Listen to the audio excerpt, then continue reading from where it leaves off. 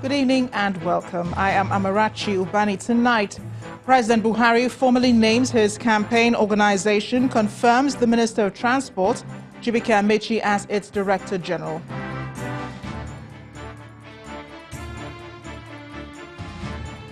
Speaker of the House of Representatives, Yakubu Dogara, describes some members of the APC as having ravenous sense of entitlement as he formally dumps the ruling party for the PDP.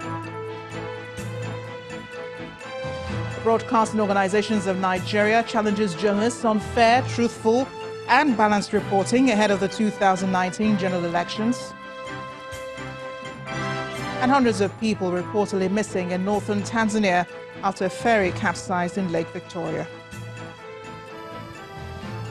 On business news tonight, Italian court jails two middlemen involved in the controversial $1.3 billion Malibu oil deal in the first ruling on corruption case involving ENI and Shell in Nigeria. And on sports news tonight, Amaju Pinnick, re-elected Nigeria Football Federation president for another 4-year term, promises to initiate reforms in the federation. Police recovers over 9,000 illegal firearms, as well as $470 million belonging to the NNPC brass LNG investment hidden in some commercial banks.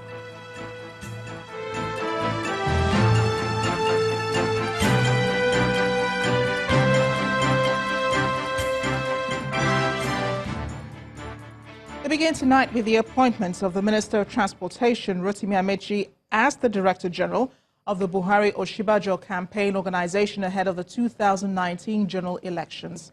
President Muhammadu Buhari approved Mr. Amechi's appointment today in a statement by his media assistant, Garba Shehu.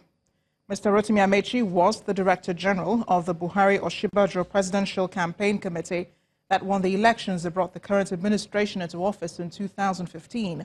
The statement says he is expected to announce other appointments into the president's campaign structure as approved by President Buhari soon.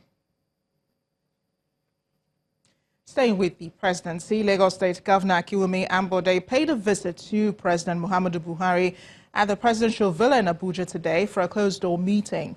After the meeting, Governor Ambode declined to speak to journalists, but the meeting may not be unconnected to the governor's second-term bid and reports of a fallout between him and the national leader of the All Progressives Congress, Bola Tinubu. Although the governor had come out to clear the air, saying there was no rift between him and the national leader, he described the allegations as untrue, insisting there is no fight anywhere. There had been reports of a major rift between Tinubu and Ambode over an alleged disagreement on the second-term bid of the governor. Ambode declared his intention to run for the second term on September 10th on the platform of the APC. Meanwhile, the Senate President, Dr. Bukola Saraki, and Bayelsa State Governor Seriake Dixon say Nigeria must be ready to stop factional ethnicity and religious sentiments for the country to develop its full potential. Governor Dixon was speaking when the Senate President and presidential aspirant of the PDP, Dr. Bukola Saraki, visited him in Yenagoa, the Bayelsa State capital. He asked that leaders at all levels must work to build an all-inclusive government and give everyone a sense of belonging.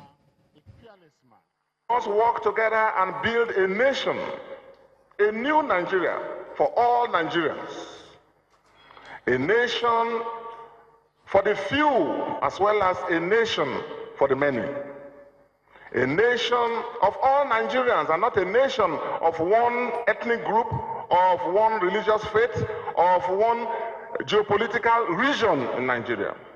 We must move away. We must get quickly to that point where we build a new Nigeria, where to be appointed as a Director General of State Security Services, you do not need to come from one particular state or one particular region. We must move our country to the level where to be a Chief of Army Staff, to be an Inspector General of Police, to be a Chief Justice of Nigeria, and to be whatever you want to be. That you do not need to be a Nigerian from one particular tribe or someone who worships one form of God or the other. The Senate President, on his part, believes the change in the country will not come by chance, but by planning and commitment. He explains that the private sector should also play a crucial role in the development of the country. It is time that we need to address the issue of unity of this country. It is time that we need to bring inclusion in governance. It is time for everybody to have a seat on the table. And it's in time for everybody to have a sense of belonging in this country. It is time we stop voting on sentiments.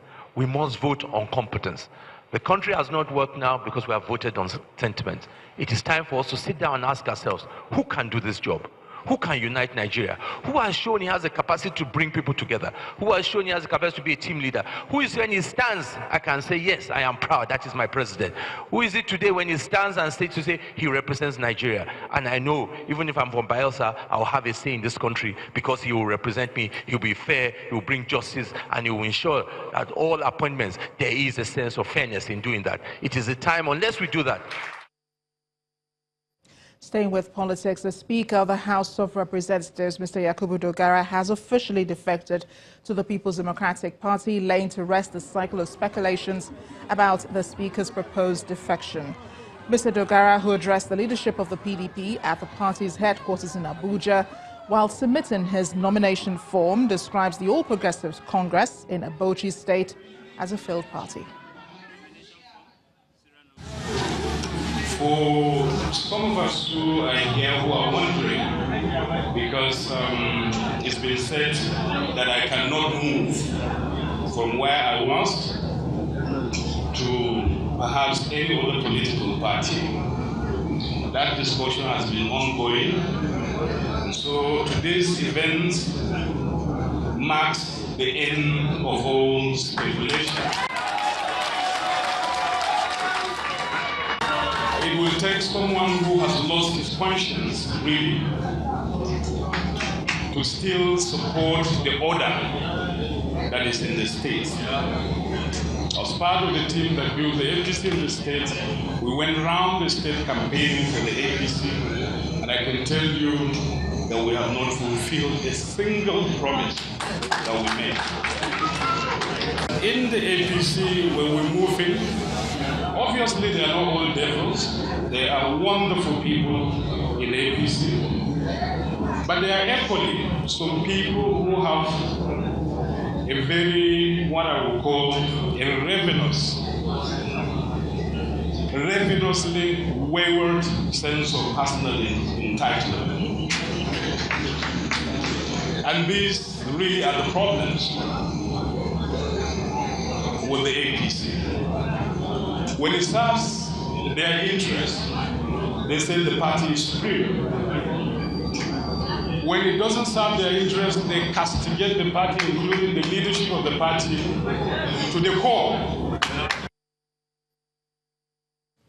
The candidate of the People's Democratic Party for the Osun State governorship election, Ademola Adeleke, has obtained a court order restraining the police from arresting him. Adeleke had approached the High Court of Justice in Ejigbo, Osun State, after the police accused him of engaging in examination malpractice and summoned him. In granting Adeleke's application, the court made an order restraining the police, their agents or privies from taking any steps by way of arresting or detaining the applicant that will infringe on the liberty and freedom of the applicant to prepare for and participate in the Osun State governorship election, and thereafter pending the determination at the substantive application.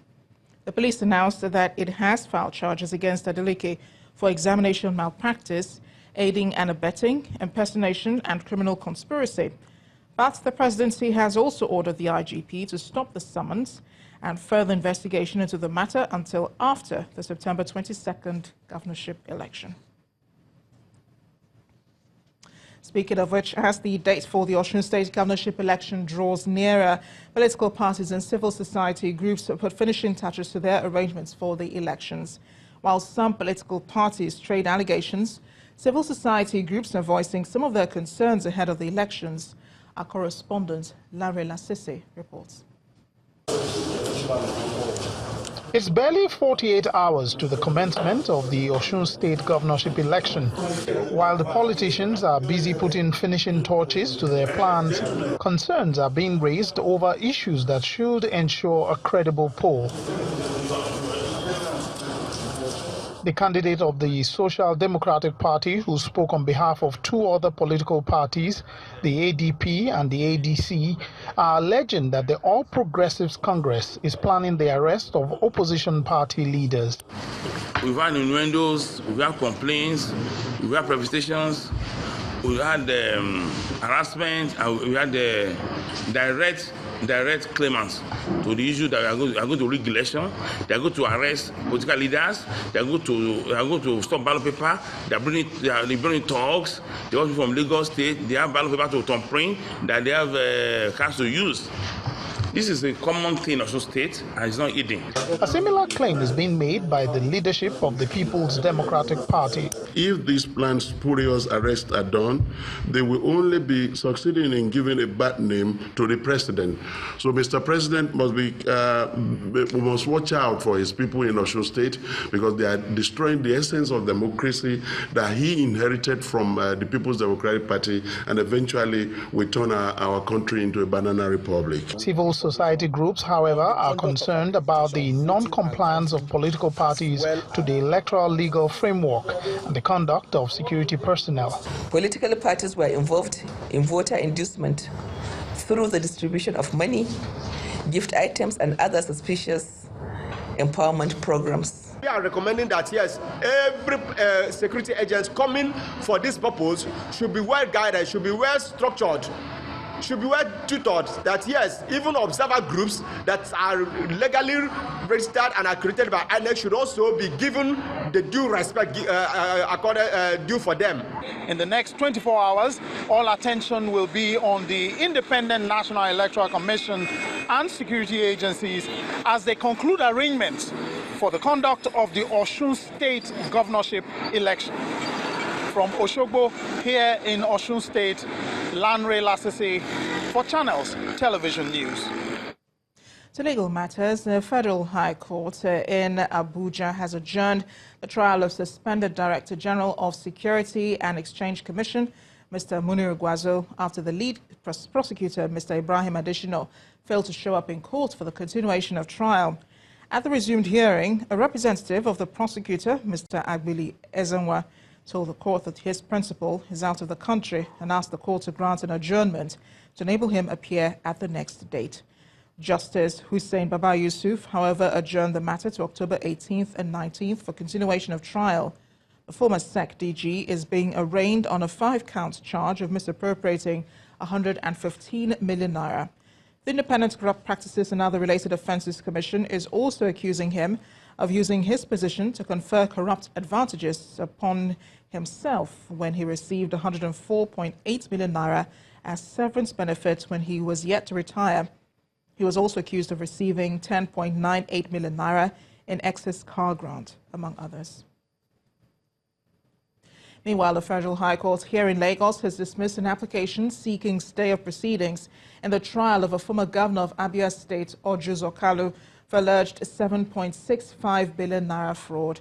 The applications were filed by Kalu's firm, Slok Nigeria Limited, and Ude Udogu, who are co-defendants with the ex-governor in the criminal case. Although the case was adjourned last week for the defendants to open their defense, they asked the court to stay further proceedings pending the outcome of some appeals that they filed. Counsel representing Kalu's firm says he's also challenging the jurisdiction of Justice Muhammad Idris to continue hearing the case after the judge had been elevated to the Court of Appeal. The governor, ex-governor that is accused of diverting state funds into the account of Slok Nigeria Limited, a company the EFCC claims was owned by Kalu and his family members.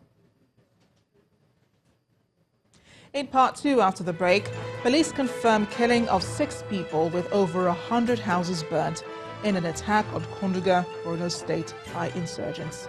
Please stay with us.